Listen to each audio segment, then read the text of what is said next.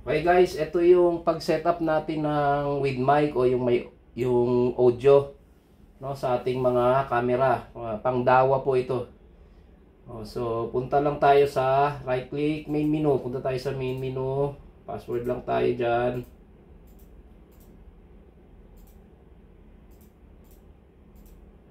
Yan, default password natin. Okay. So ito na yung main menu natin. Punta tayo doon sa camera, nandito banda sa baba. Camera. Tapos yan, diyan tayo sa encode. Encode. So makikita natin channel 1. Makikita natin diyan kung ilan yung camera natin eh. So nasa channel 1 tayo. So dito lang tayo sa more. Tapos i-on nyo lang yung audio nyo. Tapos ito ilagay nyo to sa HDCBI. Yan.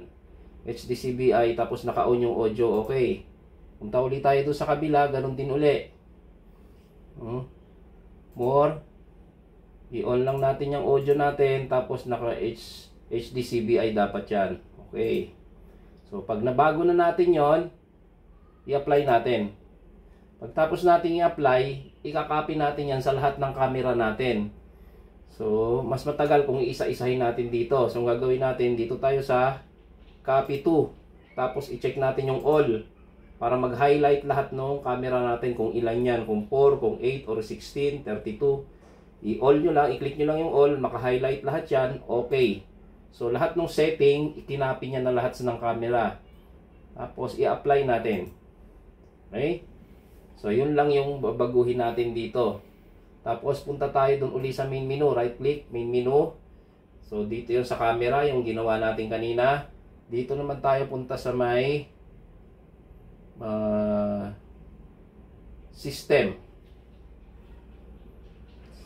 Dito tayo, dito pala tayo pupunta, dito. May arrow pa to yo. Yan. Punta tayo doon sa may audio. No? Pag hindi natin makita doon, meron pang arrow yan dito. Ito tayo doon sa yan, may volume na siya. Naka-volume na dyan sa audio natin. Dito sa display natin, puntan din natin yan. Tapos i-check natin yung live audio. Yan, tapos i-volume natin dito. Yan. Yan. Huwag nyo naman masyado itodo para hindi malakas yung feedback. Apply. Yan. Okay na yun, no? So, doon tayo. Pag nandito tayo, hanapin lang natin yung display.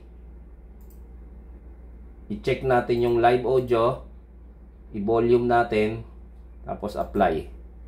So, yun na yun. Meron na may mic na yung mga camera natin. O, yan o. O. Yan.